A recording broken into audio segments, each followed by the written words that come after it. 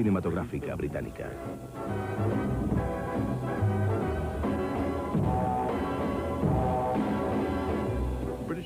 Las películas británicas tendían a ser un poco elitistas, hasta el momento en el que surgieron las películas de Bond.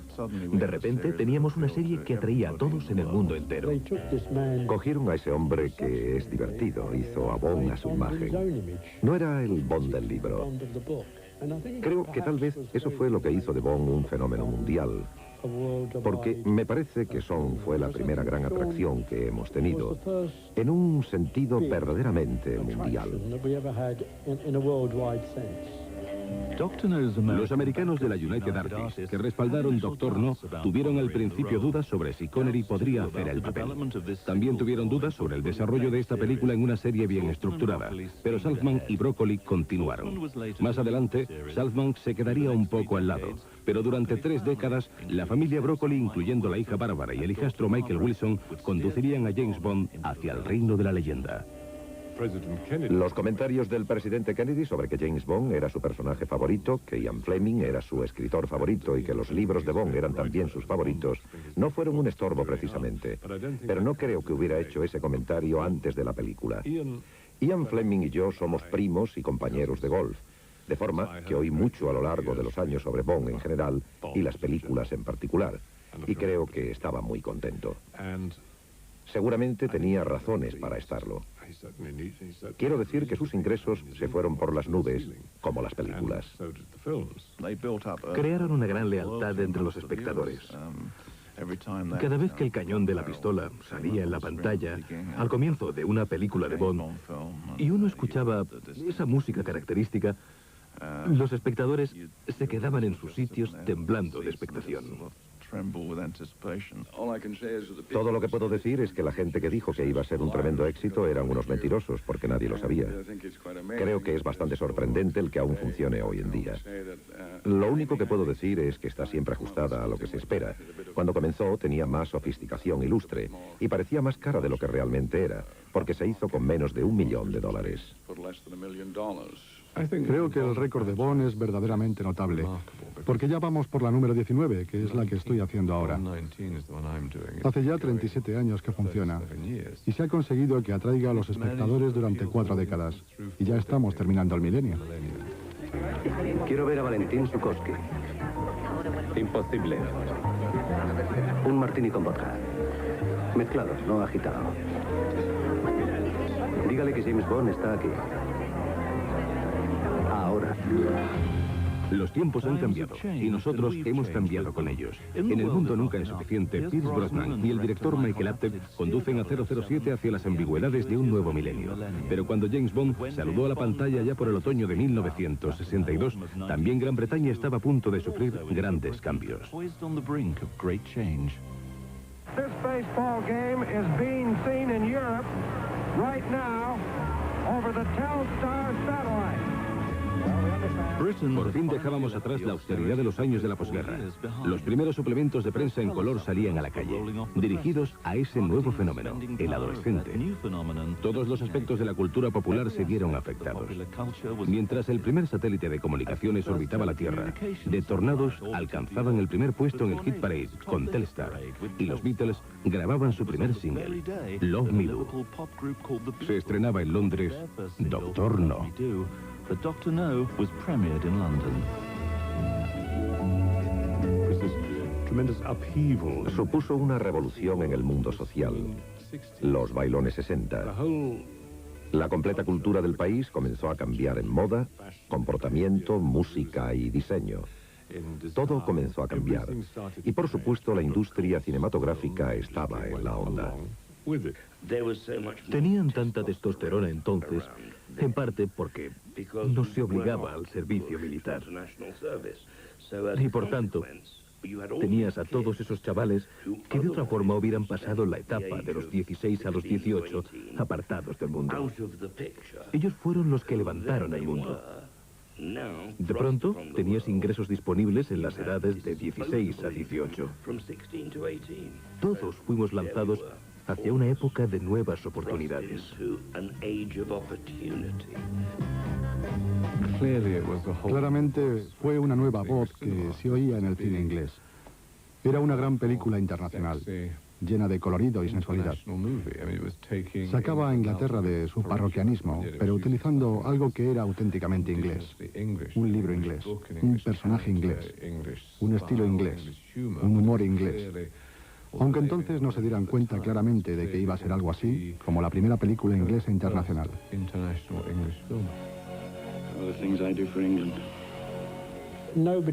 Nadie que se preciara hubiera querido actuar en ella. Es decir, que los David Niven o los James Mason, que también lo hubieran hecho, no se veían actuando en ese tipo de película. Quizás estaban equivocados. Todos la rechazaron. Son era bastante desconocido entonces. Cavi y Harry pensaron que él era fenomenal. Cuando se reunieron con él y le vieron caminar de esa manera, decían que cuando dejó la oficina y miraron por la ventana mientras se alejaba calle abajo, parecía como una pantera. Y se dijeron, vaya apariencia, fíjate cómo se mueve. Él tenía la apariencia perfecta, algo tosco, pero con Terence Young podían trabajar con él y limarle un poco las aristas. Nadie antes había hecho una película como esa. En lo esencial parecía que no iba a resultar nada buena. Era como muy dudoso.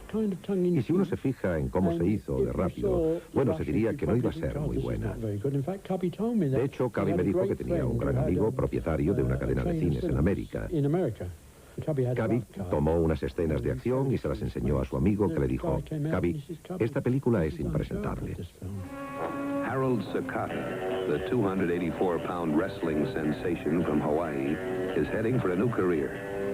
If he passes his screen test, he'll play a murderous muscle man in the new James Bond movie thriller, Goldfinger. Malvados con encanto, tales como Obvio, ayudaron a dar a la serie su personalidad. También contribuyeron a ello los lustrosos y eróticos títulos de crédito. La combinación de chicas, armas, aparatos y trucos hicieron fan a una generación entera. Pierce Brosnan, Robert Carlyle y Robbie Coltrane, las estrellas de El mundo nunca es suficiente, no tenían ni idea de a dónde les llevarían sus entusiasmos infantiles. En 1964 yo solo era un muchacho de Irlanda. La primera película que vi con mis padres en Putney High Street fue Goldfinger. Pero no quería ser James Bond. No tenía el deseo de ser James Bond. Nunca había soñado ser James Bond. Solo era un chaval que se intoxicó con las películas. Me acuerdo de ir a ver las películas de Bond con mi padre en los 60 y principios de los 70, cuando las hacía Connery. De modo que esa mezcla entre escoceses, Connery y Bond es fundamental. Sí, yo era un gran fan de esas películas. Aún me veo yendo a ver Doctor No con mi padre y puedo acordarme de que durante mucho tiempo llevaba suéteres negros con cuello de cisne y deseaba más que nada en el mundo ser James Bond. Me sigo viendo saliendo de las películas de Bond y caminando como él, calle abajo. Cualquiera, de cualquier parte del mundo, puede entender y disfrutar la película a cierto nivel. No importa si uno es de Taiwán o Tombuctú, o de cualquier otra parte del mundo. Por el contrario, la vieja tradición de las grandes películas inglesas tendía a ser muy conservadora. En el momento de aparecer solo se vive dos veces. La primera de 3 películas dirigidas por Lewis Gilbert. La serie ya se iba separando cada vez más de los libros originales, confiando en la fórmula que ahora tiene agarrados espectadores de todo el mundo. Las películas de James Bond tienen una fórmula bien definida. Empieza acabando su último caso. Luego sale el tipo malvado intentando adueñarse del mundo. Luego James Bond entra en escena. Se le dan sus armas, tiene que cambiar de identificación y ya tiene uno al final de la primera parte. La segunda parte comienza cuando se mete en un mundo extraño y se encuentra con una mujer, que normalmente es su ayudante o una asesina. La mujer le mete en un imperio de malvados. Casi siempre hay 2 chicas implicadas. Siempre hay un malo, que también tiene un lugarteniente, que es un segundo malo. Es esencial tener estos personajes y decidir el justo momento en el que aparecen en escena. Mata a un asesino utilizando una de sus armas secretas. Con otro usa el arma con el que el primer asesino le atacó. Luego se infiltra en una organización de malvados. Todo va bien. Descubre el plan secreto. Y justo cuando va a hacer algo con el plan secreto, le toman cautivo y se le mete en una situación mortal de la que puede escapar fácilmente. Una de las cosas difíciles que tiene dirigir una película de Bond es que no puedes hacer una parodia de ella. No puedes reírte de ellas porque, primero, no quieres. Y segundo, porque las películas únicamente funcionan si los personajes están dentro de la historia, dentro de lo que se supone que están haciendo y no que están probando cómo hacerlo. Estoy muy familiarizado con la forma en que se desarrollan.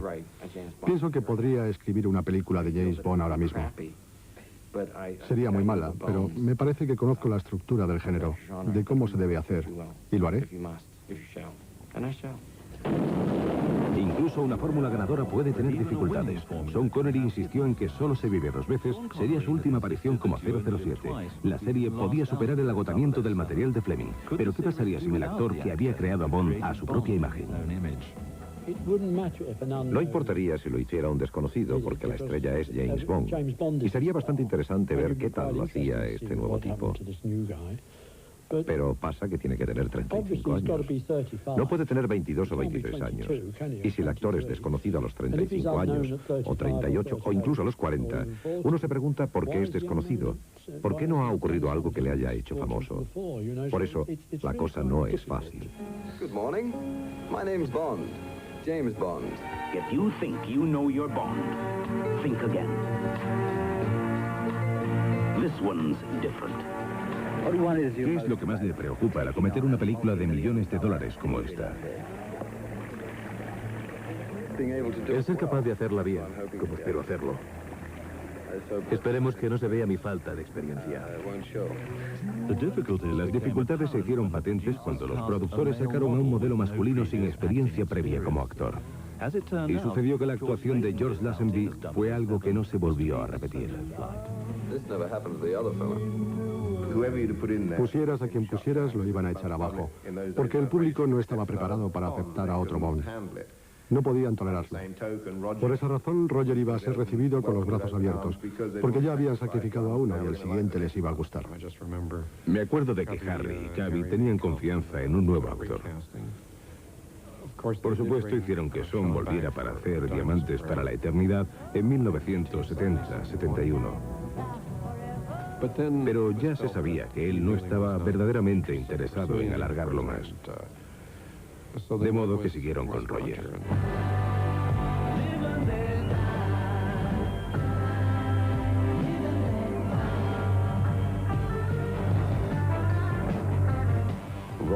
Roger, según evolucionaba la serie, hizo su papel de forma magistral, como él sabía. Y adaptó su trabajo a la forma en que se desarrollaban las películas. Era el apropiado para el tipo de películas que se hacían entonces. Se hacían de forma más ligera, humorística y fantástica. Are you quite sure I can't persuade you to stay the night? When one is in Egypt, one should delve deeply into its treasures. Roger es notable en la comedia ligera, con encanto, muy inglesa. Nunca va a ser capaz de matar a alguien como Son, porque cuando lo hace, uno espera que alguien grite a comer y que el muerto se levante para comer. Pero cuando Son mataba a alguien, se quedaba muerto de verdad.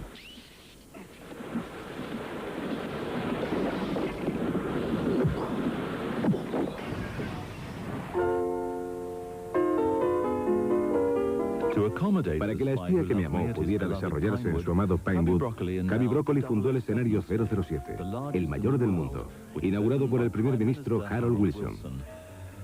En una carrera por superarse a sí mismos con cada nueva película, los productores de Bond pedían cada vez más a los técnicos. Esta búsqueda de excelencia técnica hizo que los ojos del mundo cinematográfico se pusieran en Gran Bretaña. Bond estableció el estándar para los efectos especiales. Inauguró el género de película de grandes efectos especiales en los 60, a la que siguieron las películas de la Guerra de las Galaxias, de donde ha ido creciendo. Creo que Bond creó un nuevo lenguaje al que tuvo que adaptarse al resto del mundo. Lo que nos trajeron y lo que trajeron a la industria cinematográfica británica es la maravilla que hace que Spielberg, o Lucas, o Kubrick digan, cuidado. Esos son los tipos que hicieron esas maravillosas películas tontas y que las siguen haciendo.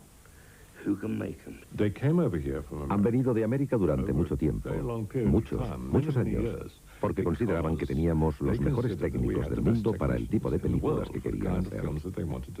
Aún siguen viniendo. Durante mucho tiempo tuvieron el campo libre. Luego llegó Spielberg y los presupuestos multimillonarios. Pero todo lo que hizo fue copiar la fórmula Bond con Harrison Ford y todo lo demás. Pero no tenían un gran personaje central. But James, I need you. So does England. Supongo que si se me recuerda por algo, será por el salto en paracaídas con esquís en La espía que me amó. Hace 20 años el hacer esa toma costó $250,000. Si no lo hubiera hecho, creo que mi carrera habría terminado. El salto de paracaídas se rodó en una toma. Rick Sylvester, el acróbata encargado de hacerla, era un tipo pequeño con gafas. El último que esperarías que fuera un especialista de cine. Había una cosa en la que no habíamos caído, que debíamos expulsar los esquís, que debíamos encontrar un mecanismo para desembarazarse de los esquís, porque si no, actuarían ellos mismos como paracaídas y harían que se diese la vuelta mientras se precipitaba en caída libre. De modo que diseñamos un par de pequeñas palancas que los espectadores no veían, y Rick sabía cuántos segundos debía contar exactamente para liberarse de ellos, antes de que le pusieran boca abajo y abrir el paracaídas. Pero no habíamos pensado en que cuando abriera el paracaídas frenaría, y los esquís le alcanzarían. Si uno observa la escena con cuidado, puede ver que un esquí golpea el paracaídas abierto. Podría haber sido un verdadero desastre.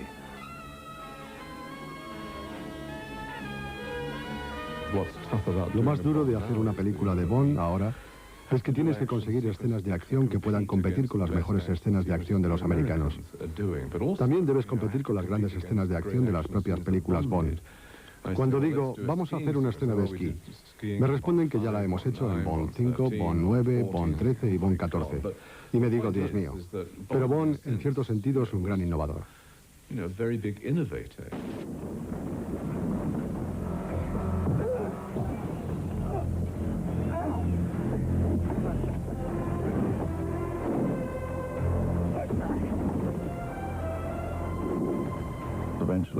Al final, Timothy Dalton tomó el relevo de Roger. Creo que Timothy consiguió un gran éxito. De nuevo hizo Bond a su manera. Puso su estilo en el personaje de Fleming. Recuerdo que Timothy tenía muchas ganas de que se volviera al Bond original, al de Fleming. Es un papel fantástico, un papel en el que si las circunstancias te acompañan, puedes hacer un papel brillante. Es probable que el estreno de la película sea a beneficio de la Fundación de la Princesa. La pareja real quiso conocer los efectos especiales de la película una vez acabada.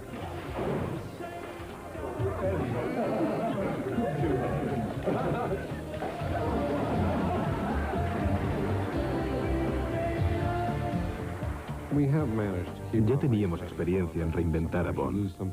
Creo que a veces uno pierde algunas cosas por el camino, pero también encuentras otras. Con Roger encontramos el toque ligero, más humorístico. Con Timothy Dalton, un enfoque más serio. Con Pierce, creo que hemos encontrado la vulnerabilidad. Una nota de vulnerabilidad sin debilidad en el personaje. Creo que con cada nuevo actor existe una oportunidad de reinventar el personaje de Bond.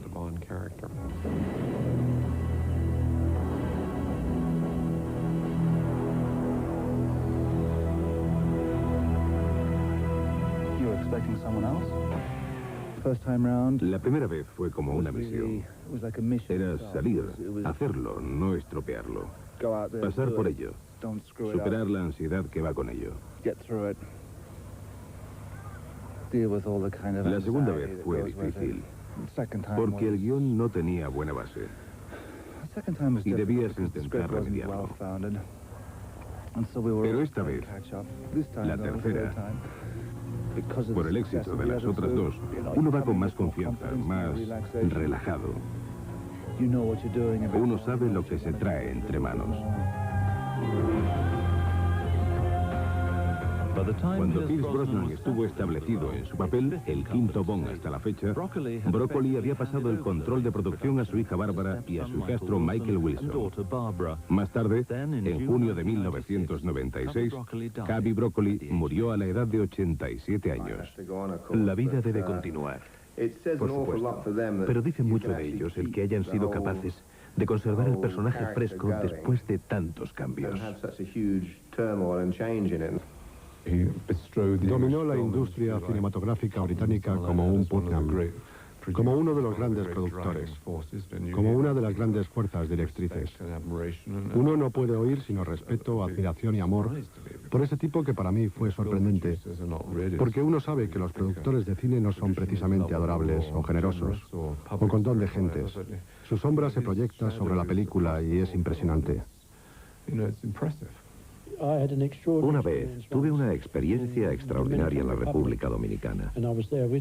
Estaba con Cubby una mañana de domingo. Cubby era muy religioso. Nos fuimos a pasear y vimos que mucha gente se reunía en la calle. Le dije a Cubby, qué interesante que en los países católicos se llenen las iglesias de gente, cosa que no sucede en Inglaterra. Nos acercamos más y estaban echando La espía que me amó.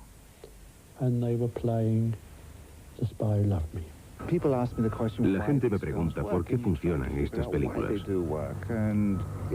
Uno intenta pensar el porqué. Es que los espectadores saben qué van a esperar. Se ha convertido en una tradición. Es una fórmula con la que uno espera divertirse a lo grande.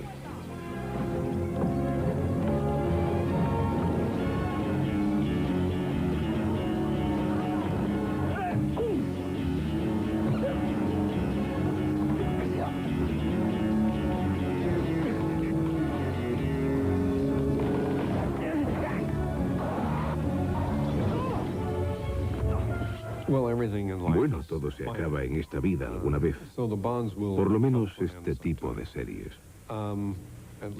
Pero creo que un personaje de ficción como James Bond siempre tiene un potencial. La gente siempre encontrará la forma de reinventar el personaje. No le puedo ver un fin. No se lo puedo ver. No sé por qué. Todo se acaba, pero cuando sucederá es algo que no sé, ni quiero imaginar. Solo puedo decir que no quisiera verlo. Hay una palabra especial. La palabra es Bond. Durará tanto como uno pueda imaginarse. Uno seguirá viendo a Bond en tanto que la imagen filmada siga apareciendo en las pantallas.